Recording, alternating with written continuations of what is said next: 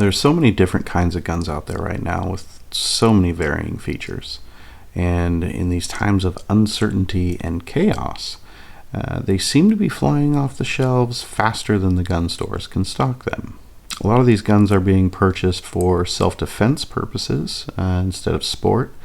And one of the questions that I see quite frequently right now is, do I need a safety on my pistol? Now, the short answer to that is yes. Every gun does need a certain level of safety, but it's really a lot more complicated than that. Before I get started on this breakdown, I want to remind everybody to go ahead and subscribe, like, comment, share, all that. I've got some links below if you want to use those. Thanks for supporting the channel. Okay, so the majority of guns that are out there for concealed carry are Glocks. They're relatively inexpensive, they're easy to come by, and they're super reliable. The Glock has a trigger very similar to the Smith & Wesson M&P, where it is a two-piece design, and if the trigger isn't activated just correctly, it does not go bang.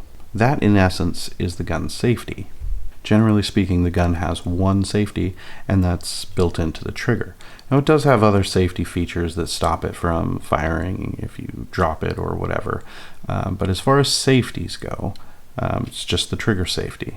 Smith & Wesson has a handful of models, and you can get them with all kinds of safeties. Everything from a traditional thumb-activated safety to the newer ones like the Easy models that have the thumb safety and the palm safety as well. Other manufacturers like Springfield have been doing this for a while, and those are actually pretty popular out there right now. You have other guns like the Baby Eagle, or this one, the Freedom Eagle as I like to call it, which does not have a trigger safety. Instead, it relies on a frame-mounted safety. Another Baby Eagle that I have in my collection is this bad boy right here. Now, it is empty, fully safe. This one has no trigger safety. It was manufactured with a slide-mounted safety, except I've modified it so that it is strictly a decocker. So when you press it down, it decocks the hammer, but will not go ahead and put a round downrange. Then there's the classic 1911/2011. Now this one is empty, totally safe. These do not have a trigger safety. They rely on a combination of a palm safety and thumb activated safety. Without both of those engaged or disengaged, however you want to see it, the gun will not fire. So it has dual safeties. There really are a lot of options out there, and what it boils down to is you. It boils down to your personal comfort level. It's about how frequently you practice or train as to whether or not you are safe with that firearm. At the end of the day, a gun is really only as safe as the person who's handling it. A lot of people say they aren't comfortable with a gun like this M&P or a Glock, where your trigger safety is the only real safety that the gun has, and I respect that. If you aren't comfortable with a gun and its safety features, you definitely shouldn't use it. Alternately, get some more training and some more practice behind this firearm so that you are comfortable with it. What I can tell you is that these guns are perfectly safe in the right hands.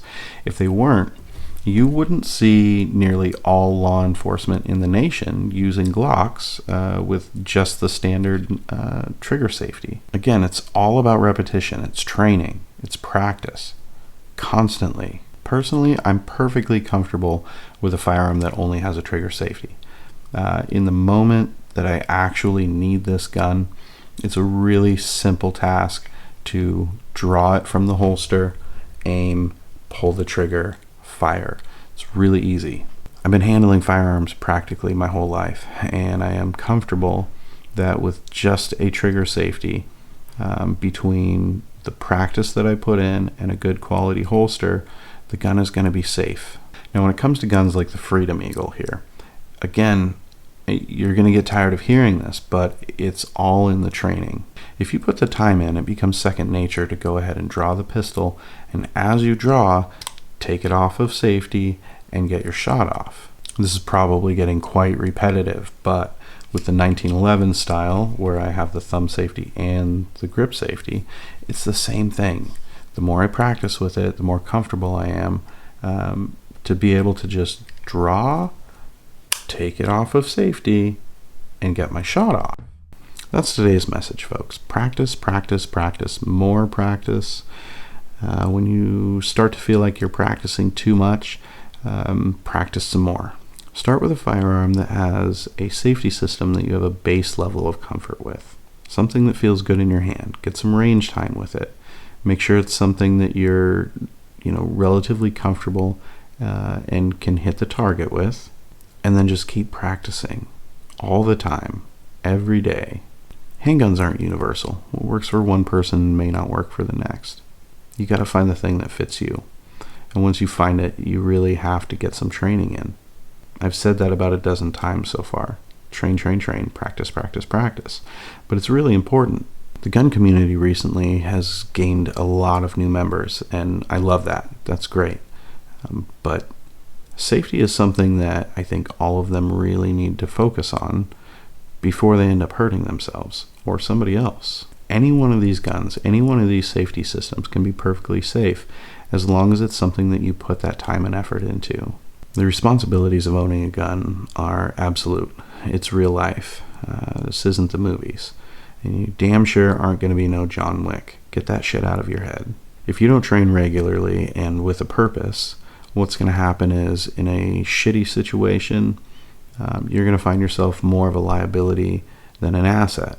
At that point, you're going to regret not spending a couple $100s on taking a class here and there. So really, it's well worth it. If you're new to gun ownership, do everybody a favor. Get online and find some locals. Get some people that live around you to sit down and give you some pointers.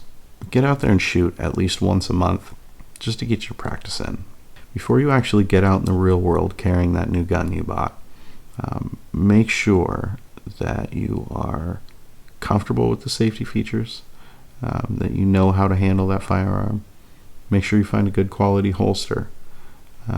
Take the time to build a foundation of safety, and it really won't matter what kind of safety the gun itself has, because at the end of the day, the only safety that matters on a gun is you.